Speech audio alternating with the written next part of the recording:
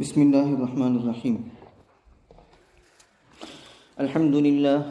الحمد لله نحمده ونستعينه ونستغفره ونعوذ بالله من شرور أنفسنا ومن سيئات أعمالنا. من يهده الله فلا مضل له ومن يضلله فلا هادي له، ونشهد أن لا إله إلا الله وحده لا شريك له، ونشهد أن سيدنا ومولانا محمدا عبده ورسوله صلى الله عليه وعلى آله وأصحابه وبارك وسلم تسليما كثيرا كثيرا.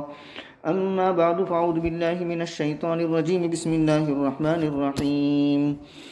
ما كان للنبي والذين آمنوا أن يستغفروا للمشركين ولو كانوا أولي قربى من بعد ما تبين لهم أنهم أصحاب الجحيم. وما كان استغفار إبراهيم لأبيه إلا عن موعدة وعدها إياه، فلما تبين له أنه عدو لله تبرأ منه، إن إبراهيم لأواه حليم.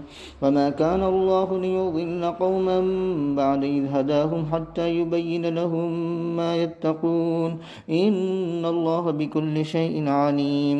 إن الله له ملك السماوات والأرض يحيي ويميت، وما لكم من دون الله من ولي ولا نصير. آمنت بالله، صدق الله مولانا العظيم، وصدق رسوله النبي الكريم، ونحن على ذلك لمن الشاهدين والشاكرين، والحمد لله رب العالمين. قابل احترام بزرگوں اور عزیز دوستوں اور میری معزز ماں بہنوں، سورۃ التوبہ کی آیت نمبر 113 سے لے کر کے 116 تک پڑھی گئی ہیں، 113 to 116۔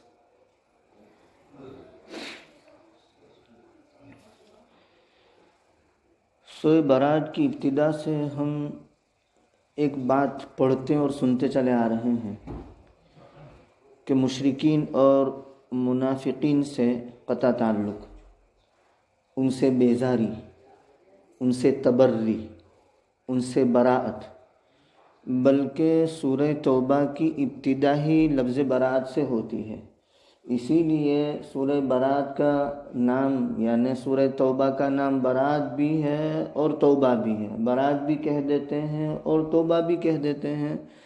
قرآن کریم کے اندر بہت سے ایسی صورتیں ہیں جن کے ایک سے زائد نام ہے، تو ان میں سے ایک یہ ہے۔ تو اس صورت کا ابتدائیہ ہی براءت اور بیزاری پر دلالت کرتا ہے کہ مشرکین سے بیزاری، منافقین سے بیزاری۔ براءۃ من اللہ ورسولہ الی الذین عاہدتم من المشرکین۔ تو وہ بیزاری، وہ براءت، وہ قطع تعلق، وہ بائیکاٹ دنیاوی اعتبار سے تھا۔ اب جو بیان کیا جا رہا ہے وہ بیزاری اور قطع تعلق اور بائیکاٹ اخروی اعتبار سے ہیں، مرنے کے بعد والی جو زندگی ہے اس کے اعتبار سے ہیں۔ یعنی زندگی میں تو ان سے بائیکاٹ کیا ہی، لیکن وہ مر گئے تو مرنے کے بعد بھی ان سے بائیکاٹ رہنا چاہیے، ان کے لیے دعا استغفار کرنا جائز نہیں ہے۔ تو وہ مضمون ان آیات کے اندر بیان کیا گیا ہے۔ اللہ تبارک و تعالی فرماتے ہیں ما کان للنبی، نہیں لائق ہے نبی کے لیے اور مؤمنین کے لیے۔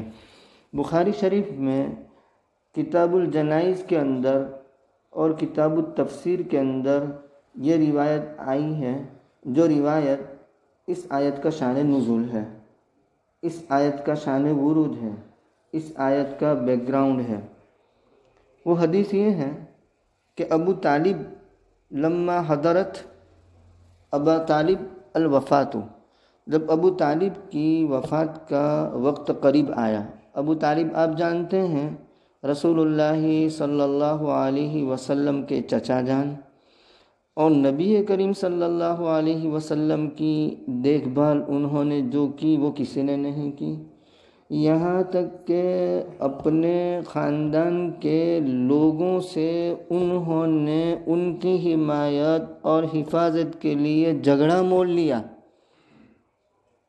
خاندان کے لوگ روک رہے تھے قریش مکہ اور مشرکین مکہ ان کی حمایت اور حفاظت کرنے سے روک رہے تھے، لیکن ابو طالب وہ سب کے سامنے ایک سیپر کی حیثیت سے کھڑے ہو گئے اور کہا کہ نہیں، میں اپنے بھتیجے کی دیکھ بھال کروں گا، ان کی حمایت کروں گا، ان کی حفاظت کروں گا، اور کر کے دکھایا انہوں نے جو کہا وہ۔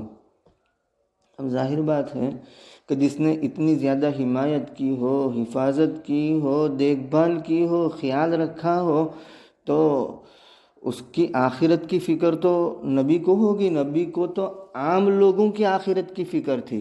رسول اللہ صلی اللہ علیہ وسلم کی حالت تو عام لوگوں کے بارے میں قرآن کریم نے یہ بیان کی ہے کہ لعلک باخع نفسک علی آثارہم ان لم یؤمنوا بہذا الحدیث اسفا۔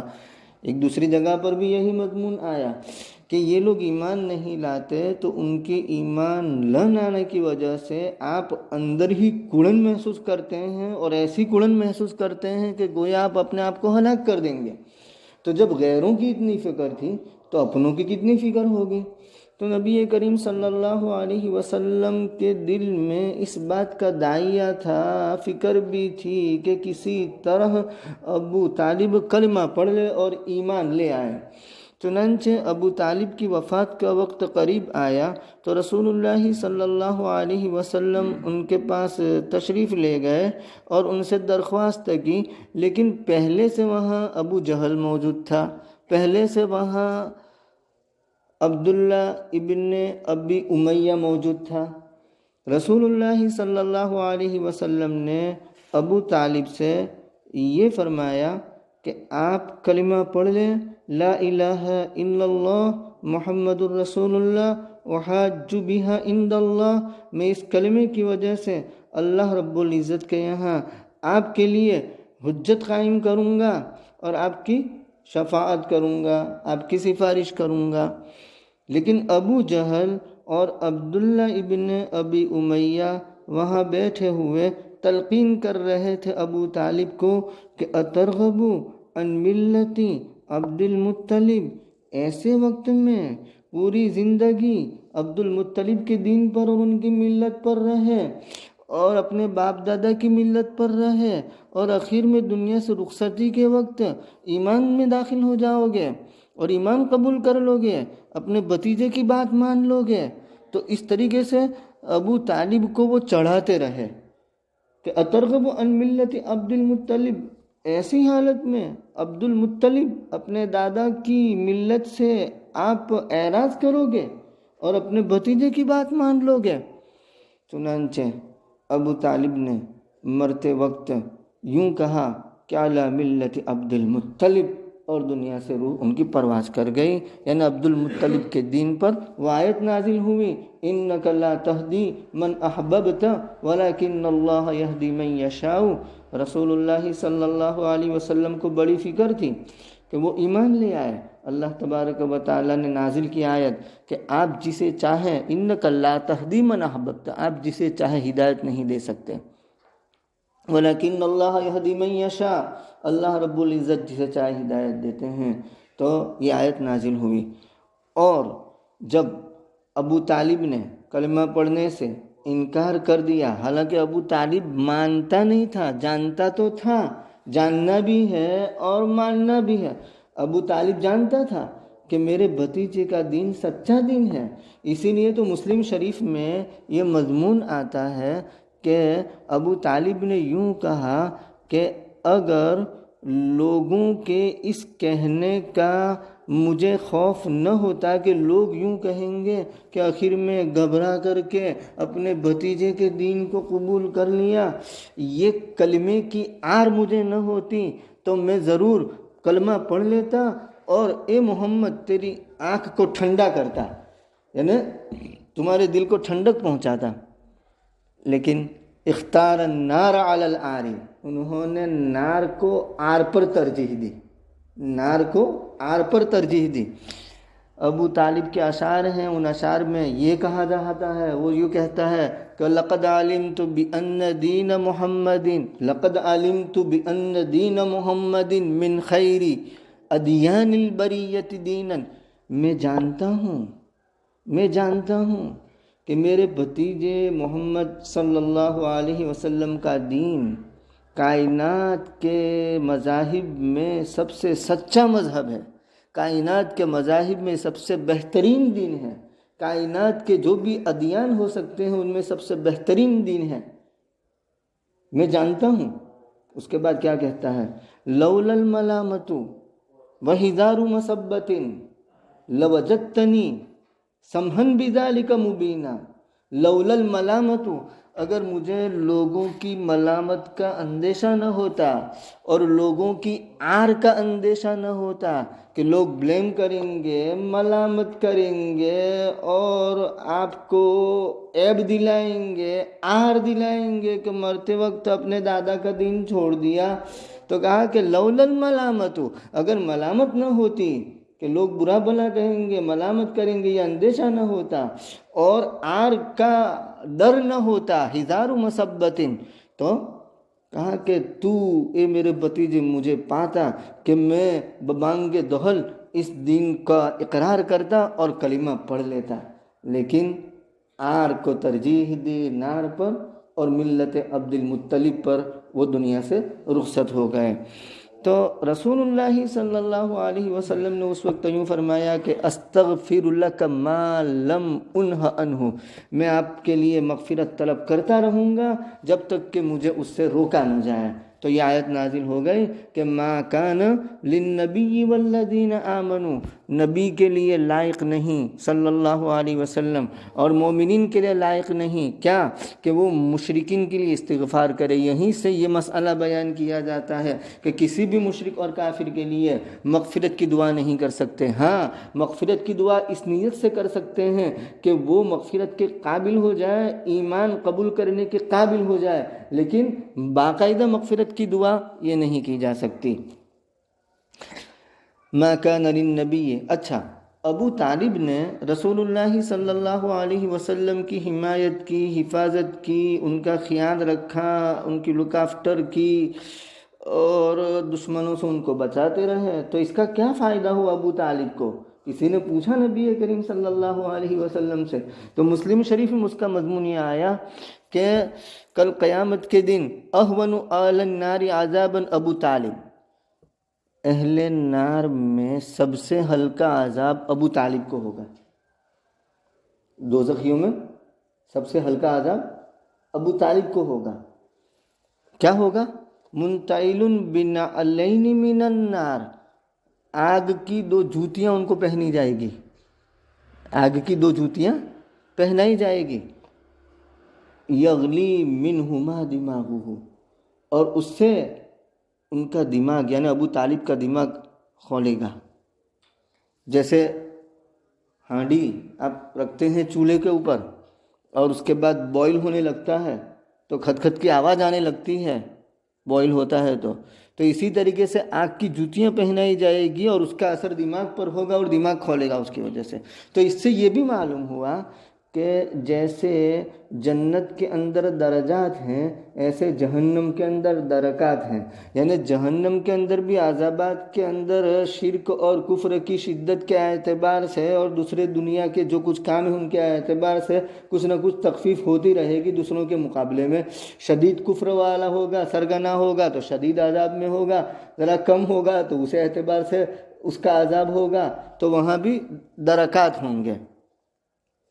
تو یہ آیت نازل ہوئی کہ نبی کے لیے اور مؤمنین کے لیے لائق نہیں، کیا لائق نہیں کہ وہ مغفرت طلب کرے مشرکین کے لیے، اگرچہ قرابت والے ہوں، بعد اس کے کہ ان کے سامنے یہ واضح ہو چکا ہو کہ یہ جہنم والے ہیں۔ یعنی جب کسی کا دوزخی ہونا معلوم ہو جائے تو اس کے لیے دعا استغفار کرنا جائز نہیں ہے۔ مطلب یہ ہے کہ کوئی مشرک دنیا سے رخصت ہوا اور شرک کفر پر اس کا خاتمہ ہوا ہے، اب اس کے لیے دعائے مغفرت کا دروازہ بند، اس کے لیے دعائے مغفرت کر سکتے نہیں ہے، اگرچہ وہ اپنا باپ ہو، بیٹا ہو، بیوی ہو، بھائی ہو، بہن ہو، رشتہ دار ہو، کوئی بھی ہو۔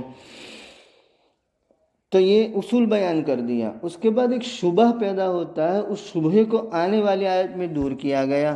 بھئی ایک طرف اللہ تبارک و تعالیٰ یوں فرماتے ہیں کہ نبی اور مومنین مشرکین کے لیے استغفار نہیں کر سکتے، لیکن دوسری طرف ابراہیم علیہ السلام نے اپنے والد کے لیے مغفرت کی دعا کی، جیسے سورہ شعراء میں ہے وَاغْفِرْ لِأَبِي إِنَّهُ كَانَ مِنَ الضَّالِّينَ، میرے ابا کو بخش دیجئے کہ وہ گمراہوں میں تھا۔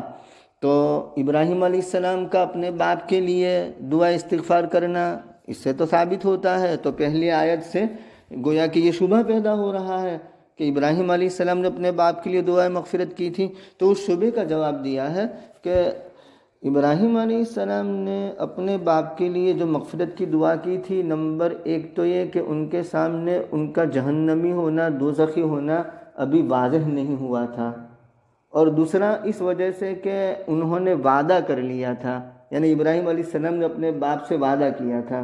وہ وعدہ سورہ مریم کے اندر بیان کیا گیا ہے کہ وَاذْكُرْ فِي الْكِتَابِ ابراہیم إِنَّهُ كَانَ صِدِّيقًا نَبِيًّا، وہاں حضرت ابراہیم علیہ السلام اپنے والد کو کس اکرام اور کس محبت اور کس اندر کی جلن اور کڑن کے ساتھ دعوت دیتے ہیں ایمان کی، توحید کی، وہ بیان کیا گیا ہے۔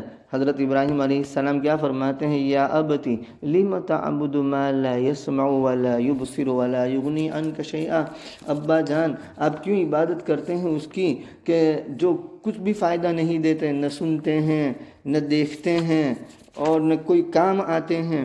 یا ابتی عربی لفظ ہے، اس کا لطف وہی لوگ لے سکتے ہیں جو عربی جانتے ہیں، اے میرے پیارے ابا جان۔ جیسے یا بنی عربی ہے تو اس کا لطف بھی وہی لوگ لے سکتے ہیں جو عربی جانتے ہیں، او میرے پیارے بیٹے۔ جیسے حضرت نوح علیہ السلام نے اپنے بیٹے سے کہا تھا یا بنی ارکب معنا، آخری گھڑی ہے، اس وقت آخری وقت تک مایوس نہیں ہو اپنے بیٹے کی، مطلب کہ شاید اب آ جائے، شاید اب آ جائے، تو آخری وقت میں کہہ رہے ہیں یا بنی ارکب معنا، اے میرے پیارے ہمارے ساتھ کشتی میں سوار ہو جاؤ تو بچت ہو جائے گی۔ تو یا ابتی، اے میرے پیارے ابا جان، انی قد جاءنی من العلم ما لم یاتک، میرے پاس وہ علم آیا ہے جو آپ کے پاس نہیں آیا ہے، فاتبعنی، آپ مجھے فالو کیجئے، آپ میرا اتباع کیجئے، میں آپ کو سیدھی راہ دکھاؤں گا۔ یا ابتی لا تعبد الشیطان، ابا جان، میرے پیارے ابا جان، شیطان کی پیروی نہ کیجئے، شیطان کی عبادت نہ کیجئے۔ ان الشیطان کان للرحمن عصیا، شیطان یہ رحمان کا بڑا نافرمان ہے۔ یا ابتی، او میرے ابا جان، بے شک میں ڈرتا ہوں کہ آپ کو رحمان کی جانب سے عذاب چھو لے، عذاب پہنچے تو آپ شیطان کے مددگار ہو جائیں گے۔ قال، ادھر شفقت ہی شفقت، اکرام ہی اکرام، محبت ہی محبت، اور ادھر بے رخی دیکھیے، کیسی بے رخی اور کیسا سوکھا پن۔ اراغب انت عن آلہتی یا ابراہیم، یہ ابراہیم کے والد کہہ رہے ہیں علیہ السلام، کیا تو میرے معبودوں سے اعراض کرے گا ابراہیم؟ لئن لم تنتہی، اگر تو باز نہ آیا میرے معبودوں کے اعراض سے تو لارجمنک، میں سنسار کر دوں گا، پتھر مار مار کر ختم کر دوں گا۔ وہجرنی ملیا، اور مجھے چھوڑ دیجیے۔ قال سلام علیک، یہ سلام متارکت ہے، یعنی اب الوداع، اب مایوس کہ آپ پر سلامتی ہو۔ ساستغفر لک ربی، یہ وعدہ ہے، میں آپ کے لیے مغفرت طلب کروں گا۔ انہ کان بی حفیہ، اس لیے کہ میرا رب بڑا مہربان ہے۔ تو یہ وعدہ تھا۔